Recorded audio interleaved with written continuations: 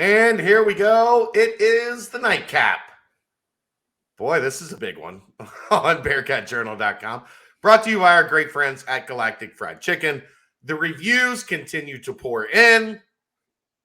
People continue to tell us how amazing, how out of this world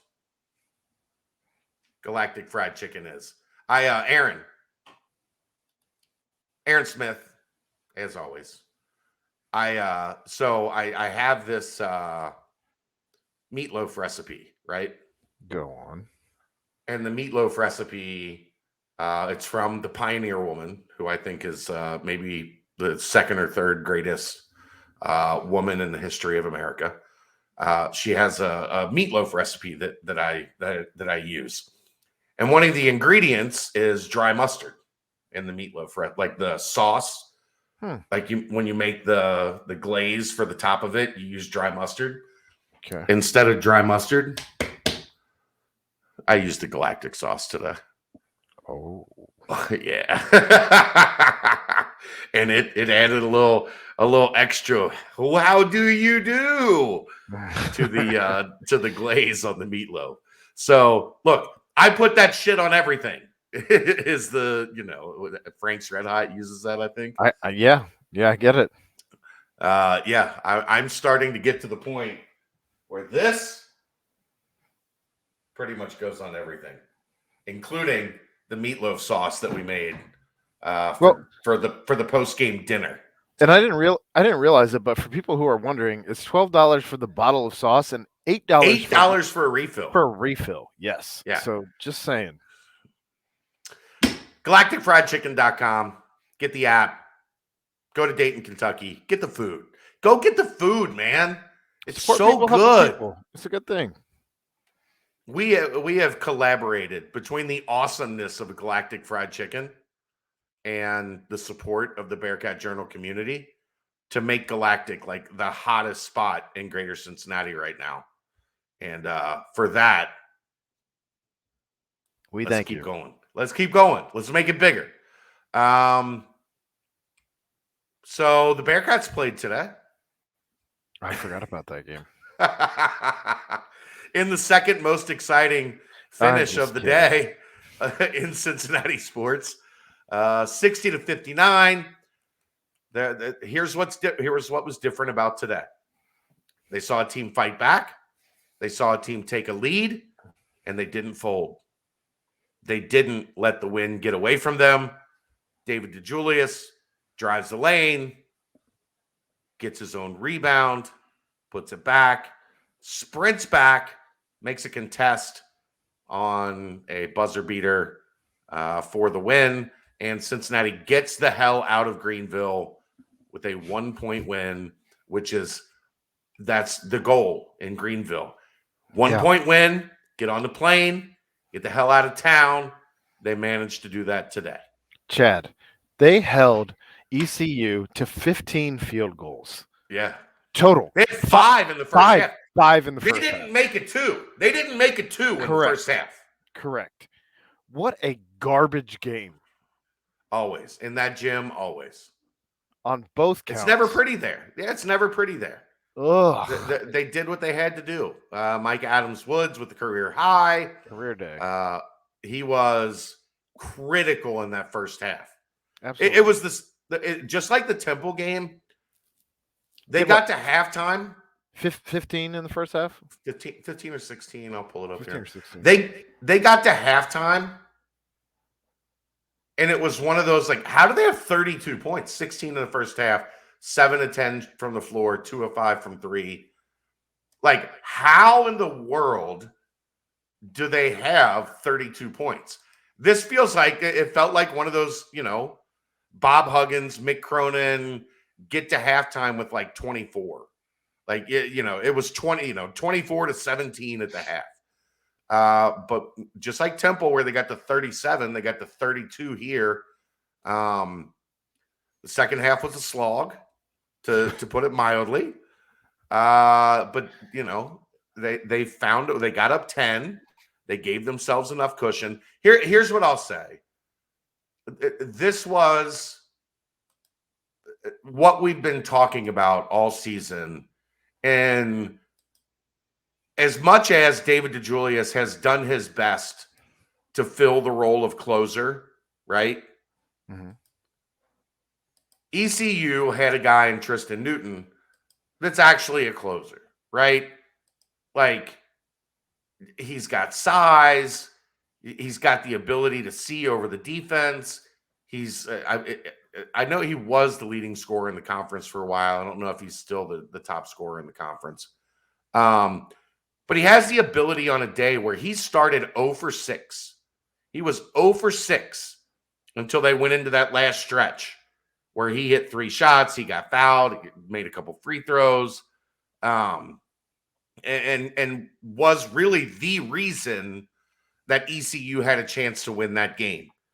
Cincinnati still, at this point, as much as DeJulius is shouldering every bit of the load that he can, they still don't have a guy like Newton where it's just like, here's the ball, do your thing. Well, so here's something I want to point out. Between Abdullah Doe, John Newman. Abdul had a great game. Okay. Abdullah Doe, John Newman, Mike Saunders, Hayden Koval, Mason Madsen, Odi Aguama, Jared Hensley, and Victor Locken, they were 3 of 25. Hard to win like that. It's hard to win like that. I mean, that's the other guys outside of Micah, Jeremiah, and David DeJulius. That's the entire team, 3 of 25, outside of those 3 men. So well done, tip of the cap to Micah, Jeremiah, and David DeJulius for keeping this team in it long enough to get the hell out of there, get on the plane, and get home. Think of it like this. DeJulius made 6 field goals, scored 14 points. Mm-hmm. Micah made 8 field goals, scored 21 points. Mm-hmm. Davenport made 4 field goals, scored 15 points. Mm-hmm. That's 18 field goals between those 3 guys. ECU had 15 on the game. They had 3 guys put more shots in the basket than ECU's entire team. Well, and the free throws were very imbalanced. Let's be honest. I mean, there were a lot of fouls. Yeah, but UC fouled a lot more than UC was taking perimeter shots. ECU was trying to play downhill and getting to the rim, and UC fouled a lot more. While you say that, I mean, trying to get downhill, all their points were threes outside of the free throws. But they got fouled on the twos, and they couldn't convert on the and ones. You know, I mean. It's just a weird game. Again, happy they made it out with the W. All of them there are weird. All of them there are weird. Trying to make sense of a game in Greenville is an exercise in futility, sir. Well, I mean, it was a wild finish. Yeah. Crazy that DDJ drives the lane, gets his own rebound, and wins the game on his little floater there. Can we talk about again that one of the top 5 worst charge calls I've ever seen? God, can we just get rid of charging? Like if Mike Adams Woods, if you're already in the air, how do you step into the shot? But here was my issue with it, outside of the fact that the player was still the off-ball defender. An off-ball defender should not be allowed to slide underneath a shooter that is already in the act of shooting, which is what you're getting at. Yes. But on top of that, Micah had stopped his forward momentum. He was not plowing through to the rim. Just going up. He just went up, got fouled, made the shot, and a 1-point lead. He should have been at the line with a chance to make it 4. Can we just make the bubble bigger, like the circle underneath bigger? If you want to talk about you can't blame it on the refs, da. Okay, but I'll stop talking about the refs when they stop making terrible calls. Just terrible. It was just the flow of the game, like to be able to slide while the guy's already in the air didn't make sense.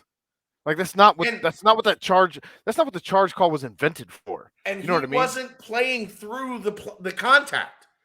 He, like a lot of times, If you're playing just straight and you plow a guy over, I get it. I get the optics of that and why a ref is probably going to call a charge. He was slid just under. going up to get his shot. He wasn't plowing through anyone. It was awful. Awful. And that's why I hate officials. Be good at your job. Is it really that much to ask someone to be good at their job? Again, is that too much? This is why I don't understand why I keep getting older and the refs also keep getting older. Well, it's because they once you get into a job, you're grandfathered into it. Get them out of here. Dude, do you remember Jim Burr? No. He used to call games in the Big East. And he was like 90 years old. Why? Remember? Old, Why? fat. Why? And like he would legitimately at timeouts, at media timeouts, be sitting over against the score clock, the score of the thing. Like, well, I mean, even in the Bengals game tonight, I found myself thinking about that. Like the head the head official for the Bengals game. Like, how long has he been officiating? I feel like he's been there the entire time, been watching NFL football. Yeah. I just realized I could turn that around and get the Galactic logo at one more spot in this show. You like that? I mean, it was funny when you were turned around, it actually focused on what you were doing behind you. Your camera autofocused on that instead of on you. But so they got the dub. You got two big ones coming up now. Yeah. Memphis at home, Houston at home. And correct me if I'm wrong, we got some new uniforms coming. Yeah, the Cats are coming on Thursday night. You can't lose in those unis, right? I don't know that I'm going to get to be there. Oh, I know. You on health protocol again? No. If everything goes through, then Kelly will be starting the clinical trial on Thursday. And that's supposed to be like a 9-10 hour, see how she reacts. See, like, it's the first introduction of the drug into her body. I would feel terrible if I was in Clifton and something happened. So not to discredit any of that, but good luck to you with all of that. But I'm more interested tonight on this night of nights as to how the Brendel household was. She for some reason, like, well, you have to talk as if no one has ever seen us before. Okay. So my daughter's name is Kelsey.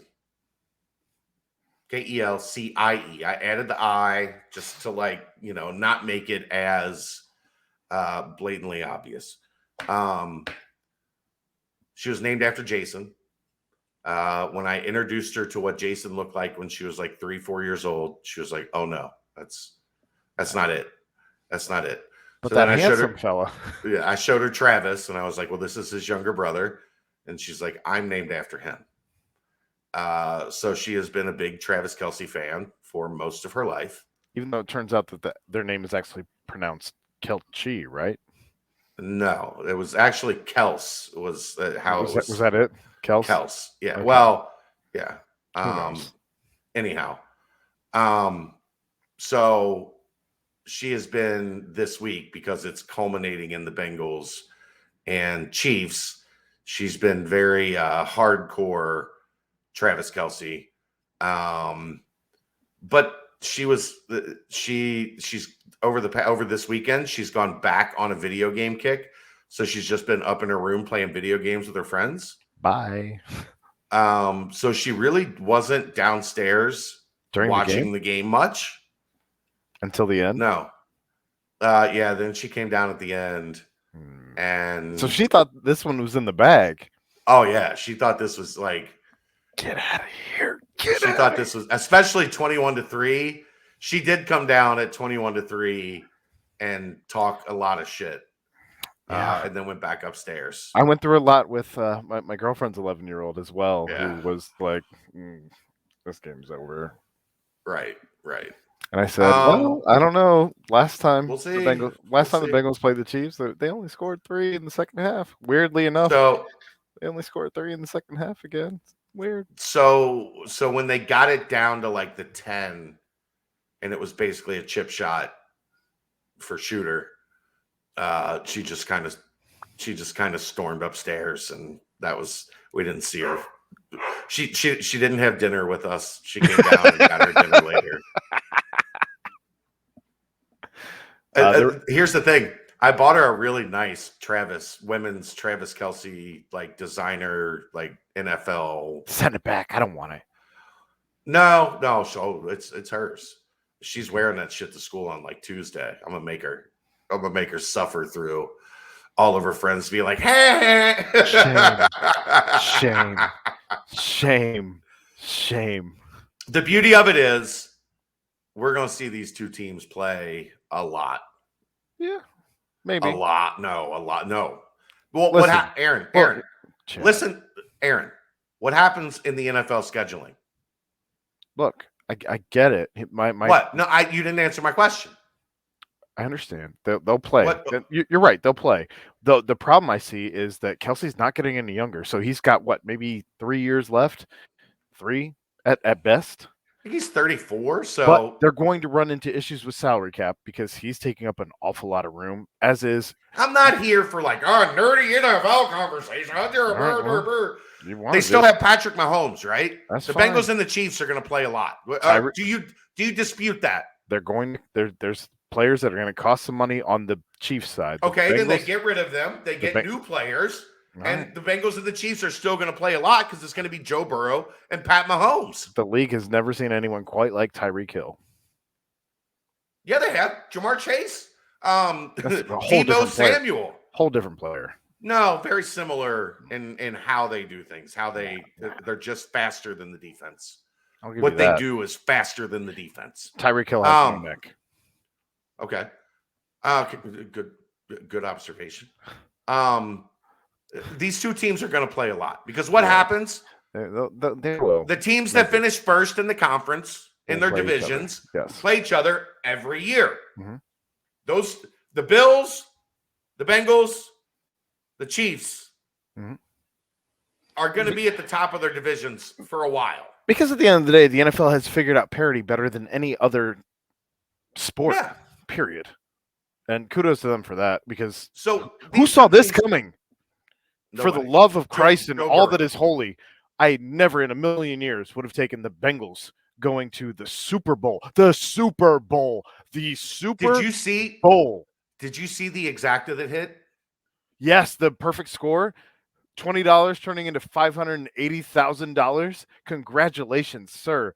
Picking the 2 exact scores tonight. Well done. Did you see there was one guy that posted in the thing. He had a ticket for 27-24 Bengals,